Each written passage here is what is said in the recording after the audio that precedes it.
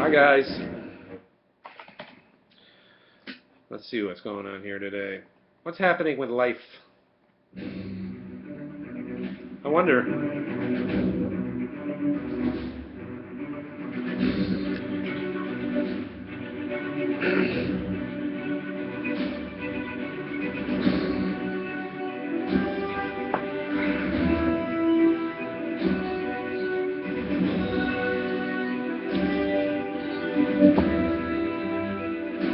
Alright, let me get started.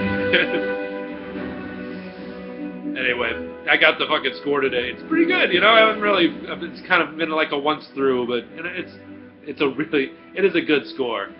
Yeah, you gotta admit. So before I went for my second viewing today, I saw the Agents of Shield tie-in, and you know I told Michael Rogers in the bar right after right after we went to the movie that there wasn't that much going on as far as that was concerned, so he wasn't missing anything. But the truth was, it was a really good timing episodes where after I watched the episode today and then went and saw the movie and it was kind of like, okay, I see this completely like, you know, A to B, you know. So the timeline on it and the name drop and all that other stuff like that from that was really fucking good.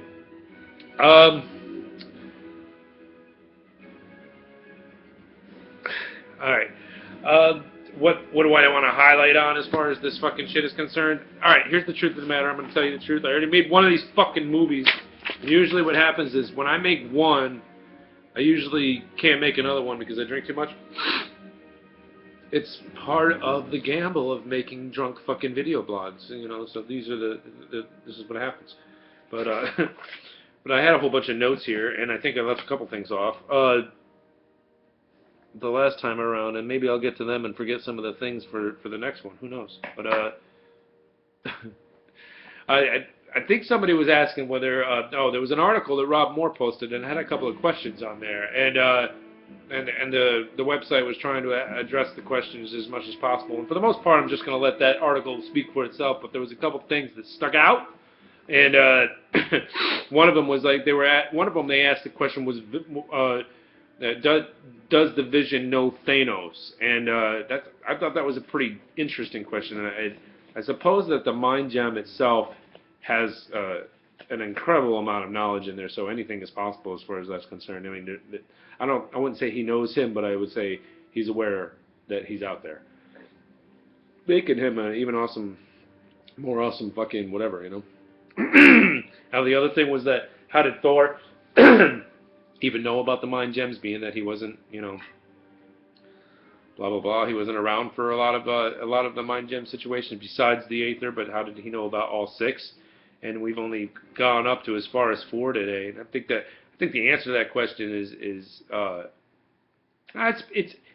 it could be he learned that information in the well of the word.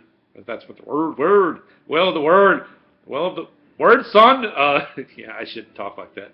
But anyway, yeah, whatever. Yeah. Anyway, but I think it's more possible that Thor probably learned about the Infinity Stones, gems, whatever the hell you want to call them, from Heimdall on those talks that he was having. Like in Thor: The Dark World, they were all partying, and he kind of like ducked out of the party early and went up and hung out with Heimdall so he could try to see what his girl was up to, and then Heimdall would say, oh, she's good. That would take part of the conversation. But then you're like, remember when I told you about the Great Convergence? And he started explaining stuff. So I imagine Heimdall's just bestowed a mad amount of knowledge onto fucking Thor. You know, just like, boom, here you go, brother.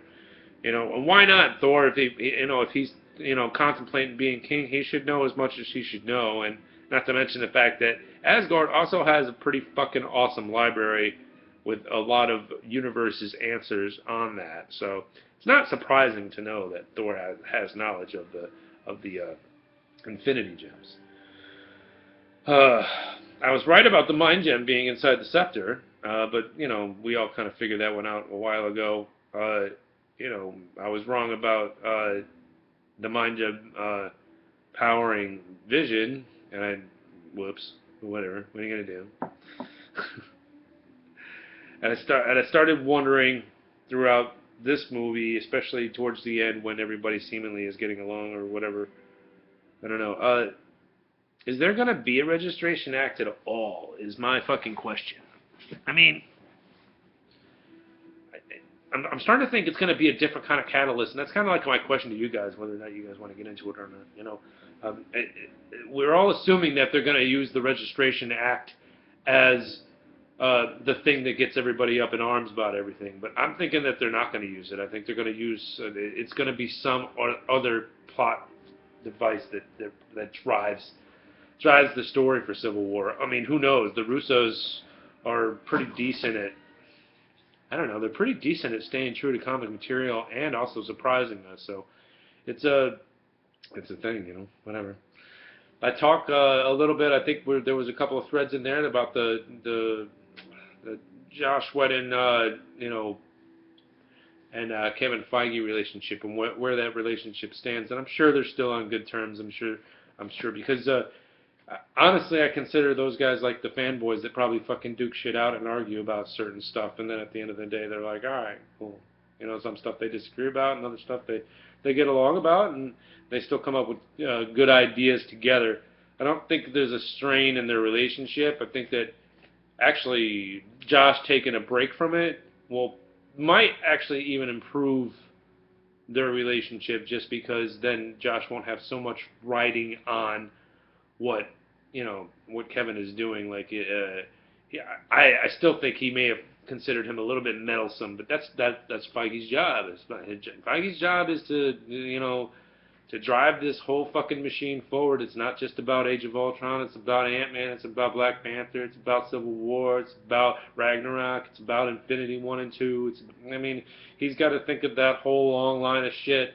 And Whedon doesn't have to think about that anymore. He just wanted to finish his little piece of the puzzle and then move off and try to do his thing creatively on his own. I'm sure he's just jonesing for a project. But he also said that he cares about these characters and where they go and everything like that. So I imagine that if any director called him and said, "Hey, I'm trying to draw up some jokes, or for a Thor movie, or I'm trying to try to think about how I can get this plot thing to change to this plot thing." I mean, he's a script doctor also, so he's kind of a good guy to have around.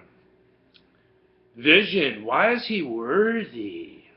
My theory on why Vision is worthy of lifting Mjolnir is pretty, it's not, I wouldn't say simple, but the all of the Infinity Zones are older probably than the Hammer itself.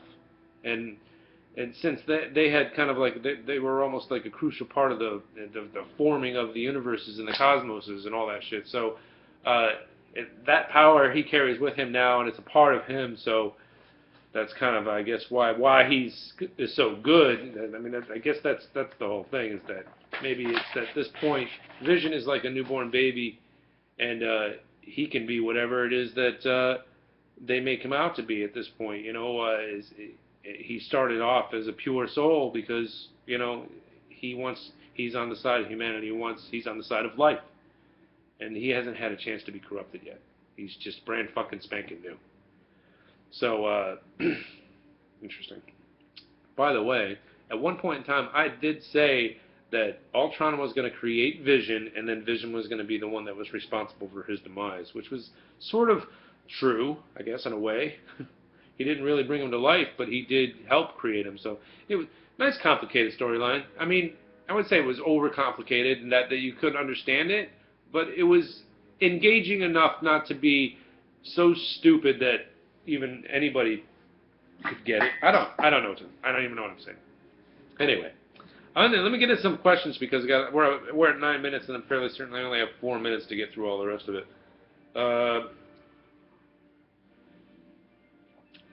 Quicksilver. Somebody, Jacob Fudge, wanted to know how Quicksilver was going to come back to life, or if he is dead, or what my beliefs on that are. I know a lot of people are thinking Terrigen Mist. I'd like to get Quicksilver involved in the Terrigen Mist at some point, but I'd like to see him get involved with that full strength, just kind of like he did in the comics, and like freak the fuck out. But I'm thinking he's on his own able to heal. And if he's not, then his fast-moving metabolism and the way that he heals is also combined with what Dr. Cho was doing and that technology. might be able to aid him in speeding that process up. I don't think he's dead. I don't think he's dead. There wasn't... Usually when Josh really kills a fucking character,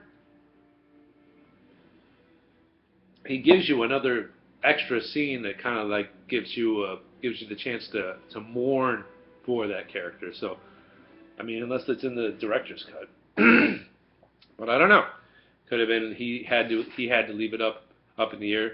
I know that there are multiple films. I'm not sure. I guess 2, 3. Who knows? Ghosty wanted to know what was the best geek out moments in Jesus, dude. There was so many. I had to write a bunch down. Thor talking about the Stones was definitely one of them. Vision lifting me on Mir was another one. Captain Rogers fucking moving me on Mir, that's definitely another one. The chemistry with the team in the first battle was badass. Ultron's first speech was a geek out moment. Ultron versus Cap was a fucking geek out moment. Ultron versus Thor was a geek out moment. Scarlet Witch, I don't know if this is a geek out moment so much as it is a happy fucking moment that Scarlet Witch had some nice cleavage showing up in that last outfit of hers. The final Scarlet Witch outfit, anyway. We got more Clint Bard, which I thought was fantastic. So, and he was great, dude. How fucking, the one moment when he was like fucking slowly jogging around, the little bastard, and it just seemed like he was jogging at a snail's pace. He was so fucking funny. But anyway, Cap and saying Avengers, of course, is a fucking fantastic one. Captain ordering around the fucking twins when he finally figured out, when he figured out they were on his side on the train, he was like, Captain just sides the situation. He's like, all right, they're helping me. I don't know why they're helping me, but they are. Which means I've got to give them jobs to do. You, people in front of the train, you, please stop this fucking thing. That kind of, just Cap being Cap. Vega wanted to know which fighting combo I liked. And I'm going to answer that by quoting Gary Oldman from The Professional. Everyone! Dude, that whole thing together was just a nice fucking classic collage of, collage in motion of just, I don't know, fucking epic nerdness just happening all around you. When they slowed it down, I was like, dude, this is just moving art. This is fantastic. But dude, jaw-dropping. Talk about a jaw-dropping scene, At the end of the movie, they span around like a white statue, and I really hope that they make that a thing. I'm not a collector, but I think that I would actually buy that. So yeah, that fighting combo was everyone. And on a side note, when Vision, Thor, and Iron Man were all next to each other and they converged their fucking shit on blah blah blah on Ultron, that was awesome. Rob asked me how Ultron was. He was great, dude. I mean, he was a great villain. Not so much with the scary, but it's a kid's. Dude, it is. They ultimately have to make these films for kids to be able to sit through, and he really could have made him like fucking super scary. But I think that it may have been lightened up just exactly for the fact that they need to make these things for everybody. But he was a great villain. I loved him. Out of everybody, I don't know. I mean, of course, Wilson Fisk is going to edge it out because he had so much time to, do his thing. But, I don't know. I don't have much more to say, guys, because I only have a minute left. But I liked Ultron. I thought he was a great foe. Of course, Loki is a little bit better because in the Marvel Cinematic Universe, he had more time. Black Widow, Hulk, romance. Didn't hate it. Didn't love it. I'm not sure. It's not going to go anywhere anyway because I'm fairly certain that Hulk believes that he has to stay away from all things romantic anyhow. So, and as far as the romance was concerned, the thing I liked about it was Black Widow was more into it than Hulk was. She was kind of like crushing on him, and the Hulk and Bruce Banner, they kind of just, I think he's just already accepted. He's got to really be convinced into doing anything romantic because he's already written it off for himself. He just doesn't believe that it's something that's possible for him. But anyway, that's all I got for you. Love you. Fucking, I'll bring up what happened. Next time you guys got to ask a little bit of questions. What happened at the fucking, the East Coast ECTDA? Peace.